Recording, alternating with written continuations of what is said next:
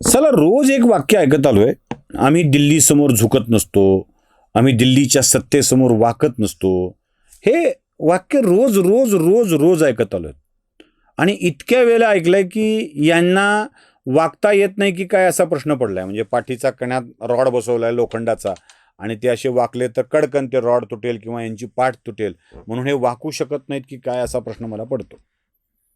आम्ही झुकत नाही, आम्ही झुकत नाही या वाक्याला रावसाहेब दानवेंनी फार भन्नाट उत्तर दिलं होतं. भन्नाट उत्तर. आम्ही वाकत नाही हेही ऐका आणि रावसाहेब दानवेचं वाक्यही ऐका. अर्थात महाराष्ट्रातील जनता आणि महाराष्ट्राचं सरकार हे एवढं काही लेचपेचे नाहीये की कोणत्या तरी मदतीसाठी आम्ही दिल्लीसमोर झुकू. अजिबात झुकणार नाही. नेत्यांचा आम्ही वारसा नाही सांगणार. झुकले बी वाकले बी आणि आता झोपाची बळी आली. ऐकलं? झुकले बी वाकले बी. रावसाहेब दानवे म्हणजे असा चांगला दणकट रांगट असा माणूस आहे. बोलताना त्याशी आपल्या फार सॉफिस्टिकेशन, आपण केंद्रीय मंत्री वगैरे होतो असलं काही ठेवत नसतात ते. त्यांचा हाऊ मचवाला जोक तर सगळ्यांना चांगला ठाऊक आहे. म्हणजे हाऊ मच म्हणतात ते. किती दिलं तरी रडतात सालेवाला वाक्य त्यांना चांगलं ठाऊक आहे. रावसाहेब दानवे कधी असं बोलताना फार हे व्यक्त करत नाहीत, त्या ठेवत नाहीत, सोयरसूतक ठेवत नाहीत. काय असं बिंदास आपल्या रांगड्या स्टाईलनी, भोकरदनी स्टाईलनी ते बरडून काढत असतात. आता हे झुकले बी आणि वाकले बी जे आहे ना, ते खरंच होत आहे का असं मी सांगतो.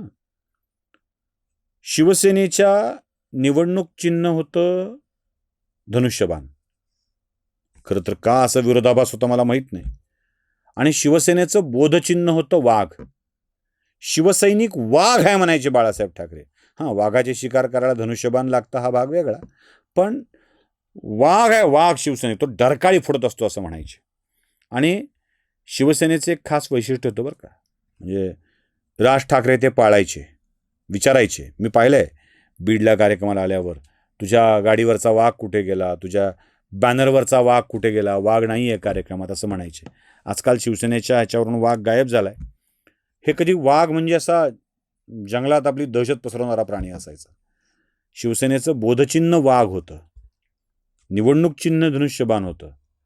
उद्धव ठाकरेंचं निवडणूक चिन्ह गेलं आणि या वाघाचा कॉक्रोच झाला. म्हणजे उद्धव ठाकरेंनी स्वतःला मी कॉक्रोच आहे असं घोषित करून टाकलं. ऐका हो, ऐका, त्यांच्या तोंडून ऐका. होय मी सुद्धा झुरळ आहे. होय मी सुद्धा झुरळ आहे. होय मी सुद्धा झुरळ आहे. झालं? होय मी पण कॉक्रोच आहे.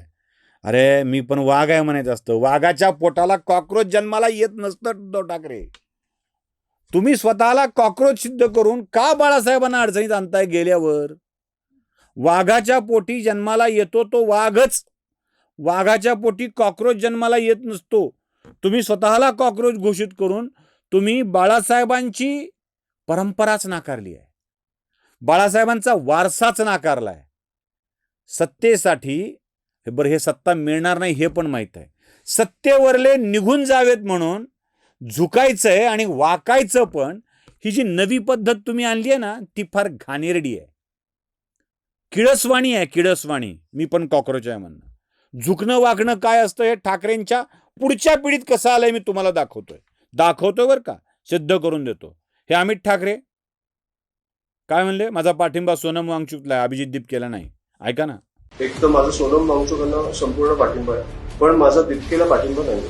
ज्या लेवलला मी दीपकेला बघतो दररोज, की सोनम वांगचुक सारखा एक मोठा व्यक्ती, भारतातलं एक मोठं नाव तुमच्या पाठी उपोषणाला बसलोय आणि तुम्ही त्याच्यासमोर ते प्रवक्ते असतील किंवा कोण असतील नाचतायत, तुम्ही रील्स करताय, तुम्ही नाटकी करताय, हे मला अजिबात पटलं नाही. पाहिलं?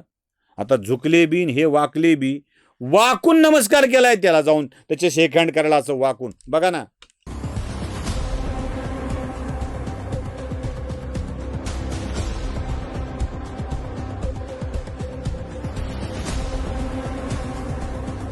म्हणजे उद्धव ठाकरे वाकले ते वाकले आणि त्यांचे पुतणे अमित ठाकरे झुकले.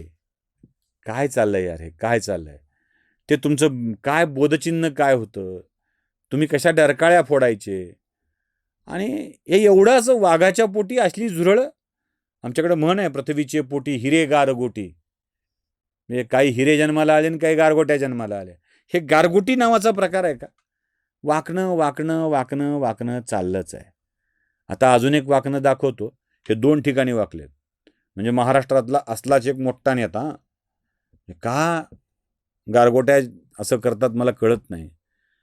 सुप्रिया सुळे दिल्लीत अक्षरशः जेवता जेवता वाकत होत्या, चलता चलता वाकत होत्या, कर्रकन वाकत होत्या आणि नमस्कार करत होत्या. साहेबांच्या लेकीवर आलेली ही वेळ बघून आम्हालाच कसं तरी वाटलं. दोन्ही व्हिडिओ दाखवतो.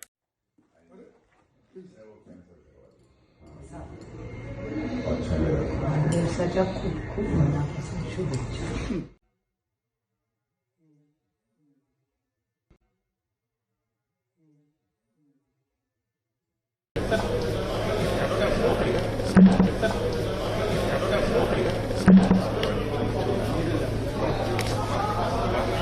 पाहिलं, याच्यापेक्षा अजून कोणती वाईट वेळ यायला पाहिजे.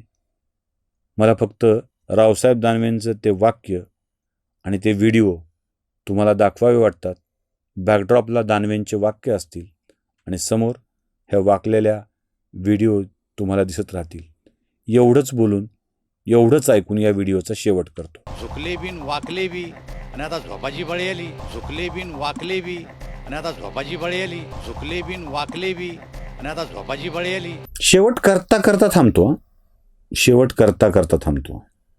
उद्धव ठाकरेंचं असं स्वतःला कॉक्रोच घोषित करणं, अमित ठाकरेचं कॉक्रोचच्या प्रमुखाला भेटणं, सुप्रिया सुळेंचं जाऊन या सगळ्यांच्या समोर वाकणं.